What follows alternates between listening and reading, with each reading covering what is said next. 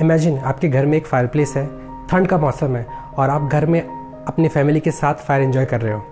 आग बहुत शांति से जल रही है और अचानक से एक छोटी सी आवाज़ आती है और आग के कुछ तिनके आपके कारपेट पे आके गिर जाते हैं। वो इतने छोटे होते हैं कि कारपेट को कुछ फ़र्क नहीं पड़ता, बट इमेजिन अगर यही तिनके रोज़ उस कारपेट पे उसी जगह पे गिरते रहे तो कुछ दिन बाद कारपेट में छेद होना शुरू हो जाएगा और कारपेट का वो हिस्सा जो आग के सबसे ज़्यादा एक्सपोजर में आएगा वो ख़राब होने लगेगा। बस यही है oxidative stress and free radicals. समझाता हूँ, वो कारपेट आपकी बॉडी है और आग के छोटे छोटे तिनके फ्री रेडिकल्स। आगे बढ़ने से पहले ये समझने की कोशिश करते हैं कि फ्री रेडिकल्स क्या होते हैं और ऑक्सीडेटिव स्ट्रेस क्या होता है।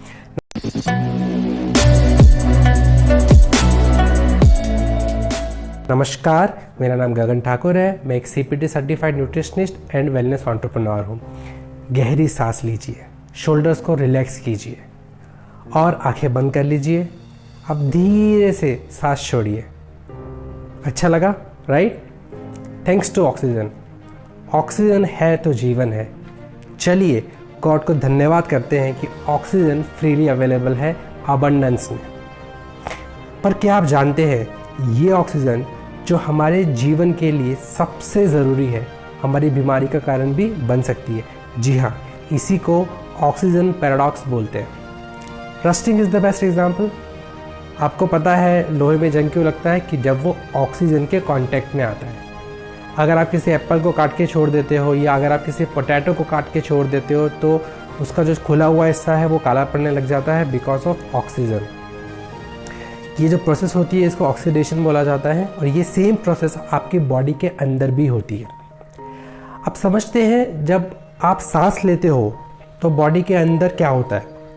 जब आप सांस लेते हो आप अपने लंग्स को एयर से, जिसमें बहुत सारा ऑक्सीजन होता है, भर लेते हो। फिर ऑक्सीजन के मॉलिक्यूल्स एल्वोलाई की थिन वॉल से होते हुए ब्लड में पहुंचते हैं। फिर ये ऑक्सीजन मॉलिक्यूल्स हीमोग्लोबिन को खुद से अटैच कर लेते हैं और हमारे हार्ट को फ्रेशली ऑक्सीजनेटेड ब्लड सारे पार्ट में सप्लाई करने का काम करना होता है। हमारी बॉडी का हर सेल के अंदर एक फर्नेस होता है जिसको कहते हैं माइटोकॉन्ड्रिया। माइटोकॉन्ड्रिया के अंदर ऑक्सीजन की मदद से एक रिएक्शन होता है जिससे एनर्जी प्रोड्यूस होती है, ATP। साथ ही में as a byproduct produce होता है वाटर।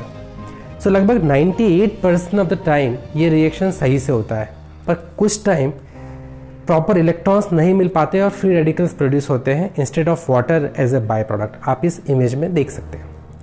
ये फ्री रेडिकल्स उस आग के तिनके की तरह ही काम करते हैं जो बॉडी यानी कि कारपेट में छेद करके उसको ख़राब करने की ताकत रखता है। आपकी बॉडी का जो भी पार्ट इन फ्री रेडिकल्स के कांटेक्ट में आता है सबसे ज़्यादा डैमेज वहीं पर होता है। इसी की वजह से बहुत सारी डिजेनरेटिव डिसीज़ भी होती है, ऐसा एक्सपर्ट्स मानते हैं। अगर आंखों में ये होगा तो मैक्यूलर डिजेनरेशन या कैटरेक्ट का प्रॉब्लम हो सकता है। अगर ब्लड वेसल्स में हो तो हार्ट अटैक या स्ट्रोक हो सकता है। अगर जॉइंट में हो तो आर्थराइटिस हो सकता है और अगर ब्रेन में हो तो अल्जाइमर्स या पार्किंसंस भी हो सकता है। अगर इसको कंट्रोल नहीं किया गया तो एक टाइम के बाद हमारी बॉडी की हालत भी उसी कारपेट की तरह हो जाएगी जिसमें जगह जगह पर छेद होंगे। इसी प्रोसेस को जहां फ्री रेडिकल्स प्रोड्यूस होते हैं ऑक्सीडेटिव स्ट्रेस बोला जाता है। नाउ एक्सपर्ट्स का मानना है कि एजिंग के पीछे भी फ्री रेडिकल्स का ही हाथ है। जी हाँ, we age because of oxidative stress. So free radicals ज़्यादातर ऑक्सीजन मॉलिक्यूल्स या आइटम्स हो सकते हैं जिनके आउटर ऑर्बिट में एटलीस्ट एक अनपेयर्ड इलेक्ट्रॉन प्रेजेंट हो। ये हाईली अनस्टेबल होते हैं और बॉडी में चेन रिएक्शन प्रोड्यूस कर सकते हैं। मैं आपको एक सिंपल एग्जांपल से समझाने की कोशिश करता हूँ। मान लीजिए एक रूम में 20 बच्चे हैं और सबके पास 2 बलून्स हैं। मान लीजिए एक बच्चे का एक बलून फूट जाता है। अब वो परेशान हो जाएगा, बाकी बच्चे उसको चिढ़ाने लग जाएंगे, तो वो क्या करेगा? दूसरे बच्चों से बलून लेने की कोशिश करेगा। हो सकता है फिर वो दूसरे बच्चे या किसी और बच्चे से बलून छीनने की कोशिश करे और एक चेन रिएक्शन सा हो जाएगा। जो रूम कुछ टाइम पहले पूरा स्टेबल था अब अनस्टेबल हो गया है, सिर्फ एक बलून की वजह से। ये बलून इलेक्ट्रॉन है और वो बच्चा फ्री रेडिकल। तो क्या इस सिचुएशन को अवॉइड किया जा सकता है? जी हाँ, बिल्कुल किया जा सकता है। अगर किसी के पास एक्स्ट्रा बलून हो तो वो उस बच्चे को दे दे। एंटीऑक्सीडेंट्स यही करते हैं, दे कैरी एक्स्ट्रा इलेक्ट्रॉन्स और ये एक्स्ट्रा इलेक्ट्रॉन्स वो फ्री रेडिकल्स को देके स्टेबल कर देते हैं। तो सिंपल है, एंटीऑक्सीडेंट्स हमारे दोस्त हैं, फ्री रेडिकल्स हमारे दुश्मन। इनफैक्ट फ्री रेडिकल्स प्रॉब्लम नहीं है अगर हमारी बॉडी में एडिक्वेट अमाउंट ऑफ एंटीऑक्सीडेंट्स है। Excess production of free radicals and less amount of antioxidant is the problem. चलिए अब बात करते हैं एंटीऑक्सीडेंट्स के बारे में। भगवान ने हमारी बॉडी को बड़ी फुर्सत से बनाया है। हमारी बॉडी के अंदर जैसे फ्री रेडिकल्स प्रोड्यूस होते हैं वैसे ही एंटीऑक्सीडेंट्स भी ऑलरेडी प्रेजेंट होते हैं। आप इसको ऐसा समझ सकते हो कि आग के चारों ओर एक मैश, एक जाली बनी हुई है कि आग के तिनके तो उड़ते हैं पर वो आपकी कारपेट को ख़राब नहीं करते, आपकी बॉडी को ख़राब नहीं करते बिकॉज ऑफ एंटीऑक्सीडेंट्स। एंटीऑक्सीडेंट्स एक ऐसा सब्सटेंस है जो फ्री रेडिकल्स को इलेक्ट्रॉन दे सकता है और उसे स्टेबल कर सकता है। हमारी बॉडी में कुछ एंटीऑक्सीडेंट खुद प्रोड्यूस कर लेती है, जिनमें से 3 मेजर एंटीऑक्सीडेंट्स हैं, super oxide dismutase, catalyse and glutathione peroxide. हमारी बॉडी सारे एंटीऑक्सीडेंट खुद से प्रोड्यूस नहीं कर सकती, कुछ हमें अपने फूड से लेने होते हैं। इनमें से कॉमन है vitamin C, E, A, beta carotene, coenzyme Q10, alpha lipoic acid and colourful flavonoids antioxidants जो हम अपने फूड से ले सकते हैं।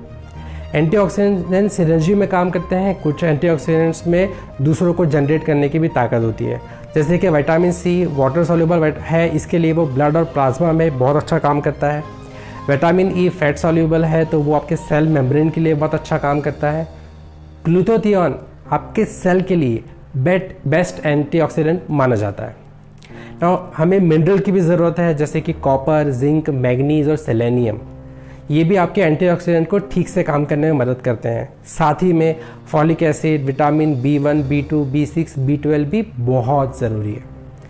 अब बात करते हैं कुछ ऐसे कारणों की जिससे फ्री रेडिकल्स ज़्यादा मात्रा में बॉडी में प्रोड्यूस होते हैं।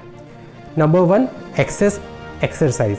एज पर रिसर्च एक्सेस एक्सरसाइज बॉडी में फ्री रेडिकल्स को बढ़ाता है।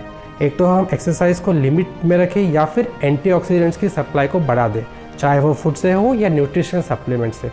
अगर आप सप्लीमेंट्स के बारे में जानना चाहते हैं तो मुझसे इंस्टाग्राम पे मैसेज पे बात कर सकते हैं। Excessive stress. क्या आप ऐसे किसी को जानते हो जो बहुत लंबे समय से बहुत स्ट्रेस में था और बाद में उन्हें कैंसर या हार्ट अटैक जैसी बीमारी का सामना करना पड़ा? Air pollution. एयर पॉल्यूशन को लंग्स और हमारी बॉडी का सबसे बड़ा ऑक्सीडेटिव स्ट्रेस का कारण माना गया है।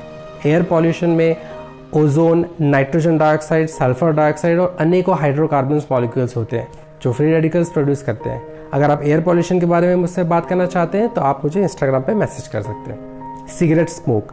जी हाँ, ये सिर्फ स्मोकर के लिए ही हानिकारक नहीं है, ये उन लोगों के लिए भी उतना ही हानिकारक है जिनके आसपास में रह के आप स्मोक करते हैं। तो मेरा सजेशन रहेगा आप बिल्कुल ना करें स्मोक।